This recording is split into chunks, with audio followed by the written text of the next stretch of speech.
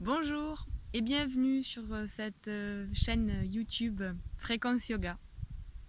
Aujourd'hui, j'ai envie de vous partager, de vous raconter comment je suis venue à pratiquer la discipline du yoga.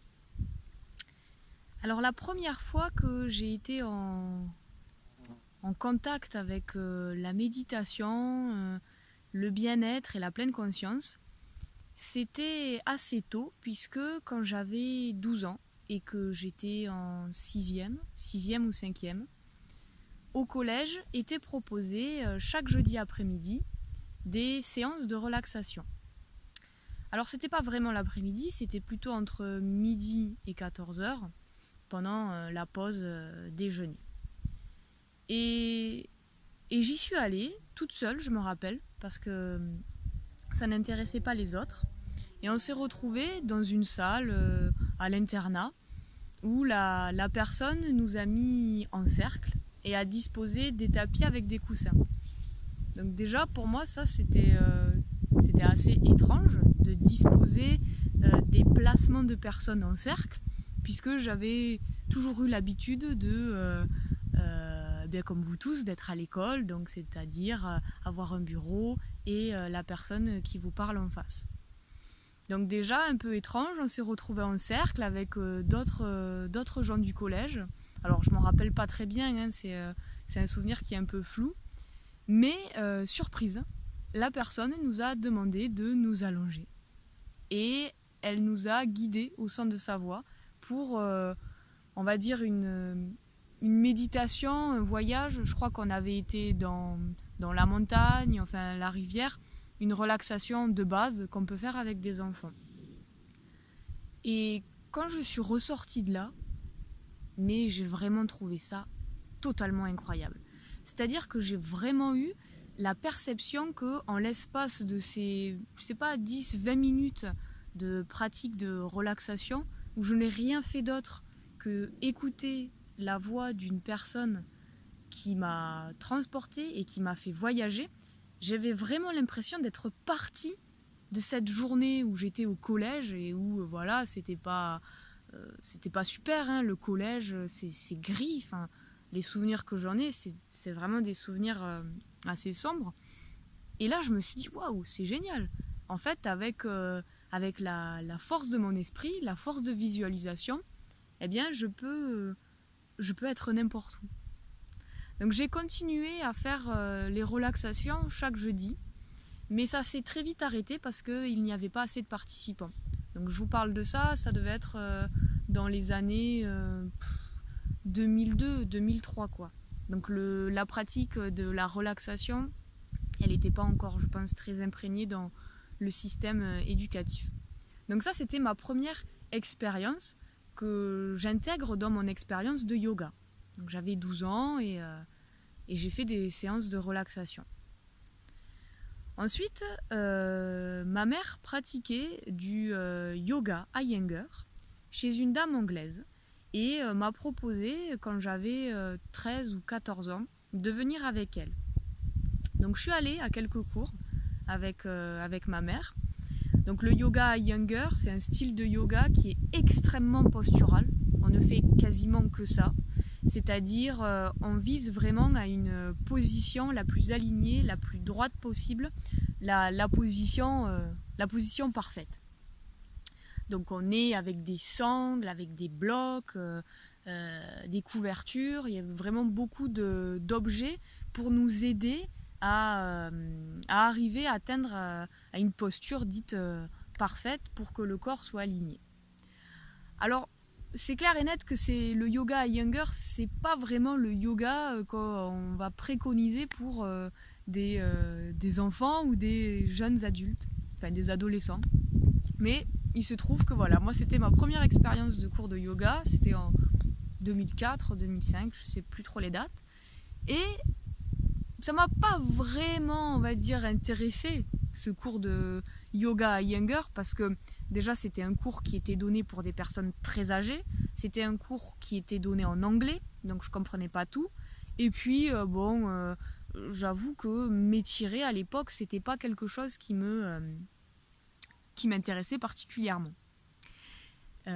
Mais en revanche, la grande redécouverte que j'avais oubliée, c'était le plaisir de la relaxation. Parce que dans chaque séance de yoga, bien menée on va dire, il y a à la fin ce qu'on appelle le yoga nidra. Alors le yoga nidra, vous en avez peut-être déjà fait, en tout cas quasiment c'est sûr que vous en avez déjà fait, si vous avez été à une séance de yoga, puisque c'est la détente et la relaxation qui va avec la fin de cours.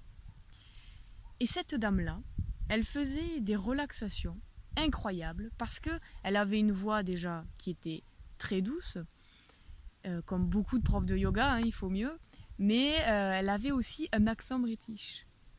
Ce petit accent où vous allez détendre votre main et maintenant vous passez votre ventre, c'était vraiment je sais pas comment expliquer, du velours, de la crème pour l'ouïe, quoi. Moi je nageais, j'avais cette sensation de flotter dans cette douceur et je sentais que à chaque fois qu'elle disait une partie de mon corps, cette partie de mon corps se relâchait automatiquement. Donc je ressortais de là et j'étais en mode vraiment mais merci quoi. Je trouvais ça incroyable. J'ai pratiqué avec cette personne pendant un an. J'y allais pas régulièrement, mais j'y allais de temps en temps. Et c'était vraiment les choses que j'attendais le plus à la fin, c'était la relaxation. Mais je me suis quand même rendu compte que m'étirer et avoir la conscience de s'étirer avec le souffle, etc., ça me faisait quand même vachement de bien parce que je commençais, donc j'avais 14 ans, à avoir des petits problèmes au niveau du dos, comme beaucoup les enfants occidentaux. Une mauvaise posture, debout, assise, en permanence voûtée, à passer 8 heures sur un bureau de classe. Donc je commençais à avoir mal au bas du dos, à avoir mal aux épaules. Et donc je m'apercevais bien que quand j'avais mal aux épaules et que j'allais dans cette séance de yoga, j'ouvrais mes épaules, je restais, je respirais et ça allait mieux. Voilà. Bon souvenir, vraiment, de ces cours de yoga qui se sont arrêtés puisque la professeure est partie. Et moi, j'ai commencé à avoir l'âge fatidique, l'âge où dans ta tête, il se passe plein de choses et que ça va pas très bien. Et à partir de 15 ans, en général, t'as pas vraiment envie de prendre soin de ta santé, t'as plutôt envie de la détruire. Alors moi, c'est ce qui s'est passé, comme bon nombre d'adolescents, de 14 ans à 21 ans, j'ai passé vraiment la période de ma vie à chercher à me faire du mal, à me détruire, parce que voilà, c'était l'adolescence, parce que c'était pas facile, parce qu'il y avait des événements extérieurs qui faisaient que ma vie d'enfance qui était facile ne l'était plus. En fait, tout simplement, le passage de l'enfance à l'adulte. Donc voilà, je ne vais pas vous donner plus de détails sur cette période-là. En tout cas, juste vous dire que pendant cette période-là, ça n'allait pas, j'allais mal et je ne faisais pas de yoga. Mais après cette longue période qui a duré, je dirais, 6-7 ans, là, mon corps, il a commencé à dire « Non, stop, ça va plus du tout. Là, franchement, tu nous fais de la merde. » Voilà. Alors moi, j'avais 22 ans que ça m'est arrivé. C'est-à-dire que je savais que je tirais trop sur la corde. J'avais des douleurs musculaires intenses partout, mais extrêmement localisées au niveau des épaules et du dos. Dans ma tête, ça n'allait pas. C'était vraiment le bordel. Mais il y avait des pensées partout, j'étais paumée, un jour ça allait, un jour ça allait pas. Et je pouvais pas compter sur ma santé puisque mon corps, il ne supportait plus du tout, quoi. Il ne me supportait plus, vraiment plus. Alors, qu'est-ce que j'ai fait ? Je me suis dit, purée, ça craint, quoi. T'as 22 ans et t'es dans un état léthargique puisque j'étais... En fait, mes gros symptômes, c'était la fatigue, quoi. J'étais fatiguée, j'avais l'esprit embrumé, j'arrivais plus à me lever. Ça, c'était triste quand même, d'en arriver à ce point-là, ne plus arriver à se lever, quoi. Du coup, j'ai fait mes petites recherches à l'extérieur, dans des livres, dans des magazines, en regardant des conneries à la télé, tout ça. Mais au fond, j'étais là, purée, c'est vrai que quand j'étais petite, je faisais des trucs qui me faisaient du bien. Je me rappelle de ces instants de relaxation au collège, et puis de quand j'allais faire ce yoga chez l'anglaise. C'est vrai que ça me plaisait bien. Allez, je m'y remets. Donc, j'ai cherché autour de chez moi des cours de yoga. Et à ce moment-là, il y avait des cours de Kundalini Yoga. Alors, le Kundalini Yoga, pour vous le présenter rapidement, on ne peut pas vraiment dire que c'est un yoga qui est très postural. C'est-à-dire que c'est pas le yoga comme vous pouvez le voir dans des magazines ou des livres ou sur YouTube ou Instagram, où vous allez vraiment aller dans un étirement intense, faire des postures. Le Kundalini Yoga, c'est un yoga de l'énergie, donc qui va vraiment stimuler l'énergie cosmique que l'on a en nous et qui s'appelle la Kundalini, d'où le nom. Et on va le faire surtout par des pratiques de souffle. Donc le yoga Kundalini, c'est basé sur des techniques de pranayama. Les pranayama, c'est les exercices de la respiration en yoga. Donc voilà, je faisais beaucoup d'expiration, d'inspiration forte avec les mains. On faisait des mudras, on chantait des mantras. Mais il n'y avait rien de vraiment, on va dire, sportif, même si on reviendra plus tard. Je ne pense pas du tout que le yoga soit un sport. Mais c'est vrai qu'on bougeait pas trop quoi dans le Kundalini Yoga. Et puis c'est surtout que maintenant, avec le recul, je m'aperçois que j'ai pratiqué le Kundalini Yoga. Donc j'ai fait beaucoup de techniques de respiration pour activer l'énergie et tout. Mais j'en avais plus quoi. J'avais plus, mon corps il arrivait plus à donner de l'énergie. Donc j'ai pratiqué 1 an. Et c'est pas que j'ai été un peu déçue, mais je me suis dit, purée, si quand même, j'étais un peu déçue parce qu'on nous dit que le yoga c'est vraiment super, que c'est ce qu'il faut faire si t'as des problèmes physiques, si t'as des problèmes mentaux, si t'as des problèmes mentaux, dans le sens où voilà, t'es un peu stressé, etc. Les problèmes émotionnels plutôt. Et puis là, avec le Kundalini Yoga, au final, ça me chamboulait. C'est clair que ça a chamboulé des trucs chez moi.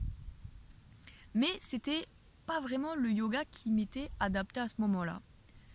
Donc, plutôt que d'être déçu, je me suis dit, on va changer de pratique. Puisque le yoga, c'est un grand mot qui regroupe plein de petites choses. Et là, Eureka, un centre de bien-être a ouvert à côté de chez moi. Alors j'étais très contente parce qu'à cette époque-là, j'habitais pas dans une grande ville. Donc j'habitais dans un petit village et à même pas 4 km, un centre de bien-être s'ouvre où on donne chaque vendredi soir des cours de Hatha Yoga.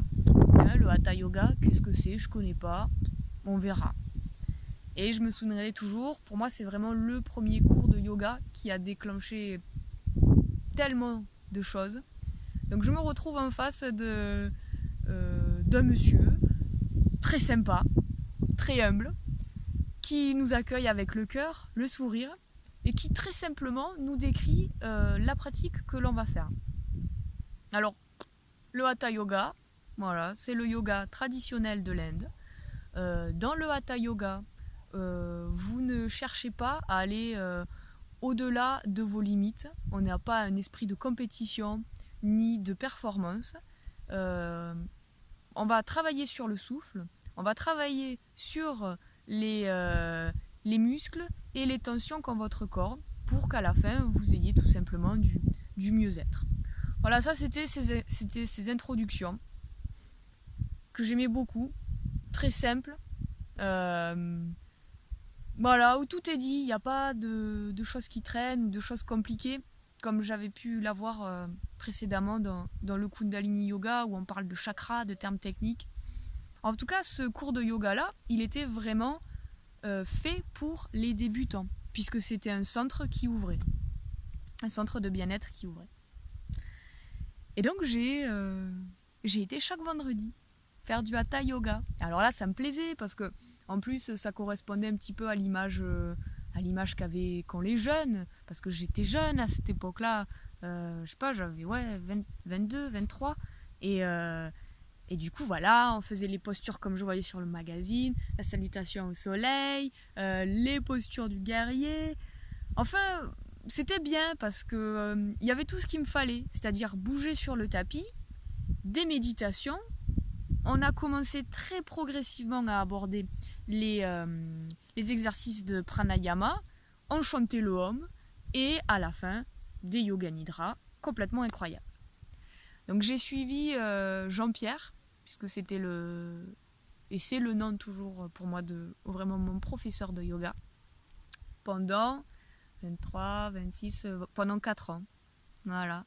Pendant 4 ans, vraiment. Et c'était super. Parce que, en fait, les élèves, le groupe d'élèves qu'on était au début est resté jusqu'à maintenant. Et c'est ce qui fait qu'on a progressé ensemble dans une pratique. Et voilà. Ça m'a beaucoup, beaucoup, beaucoup apporté, ce yoga avec Jean-Pierre. Alors, entre-temps, bien sûr, donc entre la période où j'ai commencé le yoga avec mon professeur Jean-Pierre et maintenant, il s'est passé aussi beaucoup d'autres rencontres avec le yoga. Alors, pour vous faire rapidement un résumé de ce qui s'est passé, au bout d'1 an de pratique de Hatha Yoga, je me suis dit, waouh, purée, là, je me sens mieux, quoi. En 1 an, c'était pas des effets miraculeux, parce que ça, j'avais bien compris que les effets miraculeux qu'on nous vend, ça n'existe quasi pas. C'est à force de persévérance, de travail et de patience qu'on y arrive. Mais j'ai rapidement vu qu'en 1 an de pratique de Hatha Yoga, mon corps allait beaucoup mieux. J'avais moins de tension, j'étais capable de méditer. Et donc, comme j'étais capable de méditer et de rester dans une assise stable, je pouvais comprendre un petit peu mieux ce qui se passait à l'intérieur de ma tête, maîtriser mes pensées. Et puis, j'avais des outils.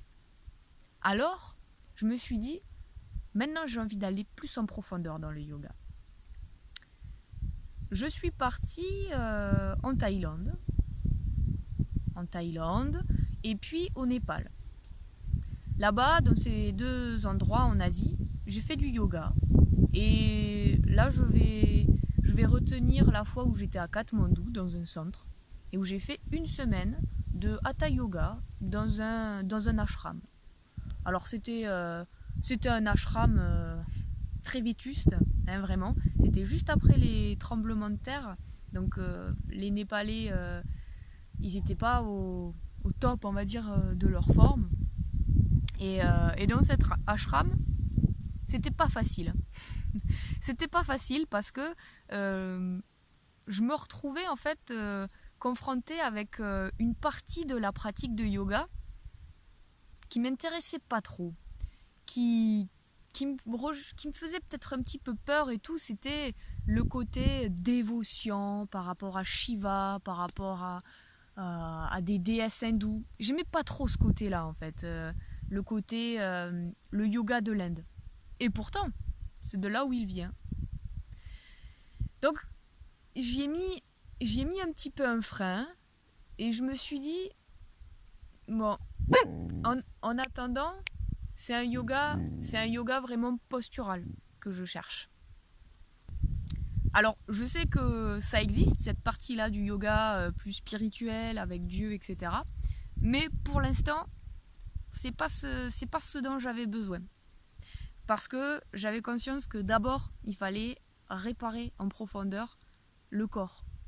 Qui, après, je l'ai compris, le corps est le temple de l'âme. Donc, si tu fais pas attention à ton corps, ta spiritualité, au bout d'un moment, elle ne sera plus vraiment protégée ni en sécurité, ou elle ne pourra pas évoluer dans son milieu. Donc j'ai toujours pensé ça, ok, step by step, on essaye de réparer le corps, on verra un peu plus tard. Et je suis revenue en France, et en France j'ai continué les pratiques de Hatha Yoga avec Jean-Pierre. Après cela, je me suis dit, waouh, le yoga c'est magique. Mais t'es arrivé plein de belles choses, l'épanouissement, je le ressentais en moi, les autres le sentaient en eux. Enfin, voilà, je me suis beaucoup intéressée à tout ce qui était la philosophie du yoga, et petit à petit j'en suis venue à la spiritualité. Et quand ce moment-là est venu, en fait, j'ai décidé de suivre une formation de Hatha Yoga, puisque les quelques fois où Jean-Pierre était absent, il m'avait demandé de le remplacer. Et ça m'avait plu, de donner des cours. Des cours très simples, modestement, en disant bien, excusez-moi, je ne suis pas prof, nanana. Mais en fait, voilà, c'était même pas me mettre dans la peau d'un professeur de yoga ou quoi. C'était juste être là et donner aux autres et tout ça. Donc je me suis dit, après tout, ça me plaît, pourquoi pas faire une formation. Donc je suis partie en Ardèche faire une formation avec Julie Giacomini. C'était une très très belle formation qui là pour la peine était vraiment une formation pas tellement basée sur les asanas, donc sur les postures de yoga, mais qui était pour moi vraiment basée sur le côté spirituel. On a appris vraiment toutes les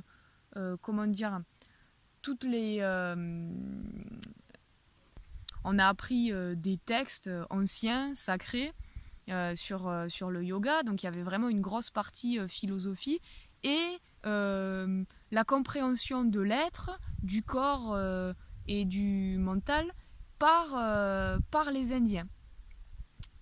Et ça m'a plu. Vraiment, ça m'a plu. Elle était vraiment très très douée dans sa transmission, Julie. Et quand je suis revenue de cette formation, c'était parti.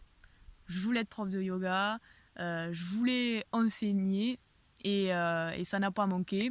Voilà, des portes sont ouvertes, j'ai trouvé des salles, j'ai trouvé des lieux dehors pour le faire parce que ça c'était quand même, et c'est toujours d'ailleurs beaucoup plus plaisant de pratiquer du yoga dehors que dans une salle. Et voilà, ça a marché. Avec mon prof de Hatha Yoga, Jean-Pierre, il m'a invité à faire un festival de yoga à Mirepoix, en Ariège, où il y a eu énormément de monde. Voilà, c'était un de mes premiers cours où je me suis dit, oh, dis donc, faire du yoga quand il y a plein de monde, c'est quand même... enseigner le yoga à plein de gens, je crois qu'ils étaient 40 ou 50, c'est quand même incroyable, j'en suis arrivée là et tout. Et puis, je me suis dit, attends, c'est incroyable, mais au final, tu ne fais que transmettre des cours de yoga. Tu n'es qu'une professeure de posture de yoga. Et donc, je me suis dit, vas-y, relax. Relax. Le début de ta quête de professeur ou le début de ta quête pour le yoga, en fait, elle commence là, elle commence maintenant, quoi. Et ce n'est que le début. Maintenant, je vais faire des séjours bien-être et yoga.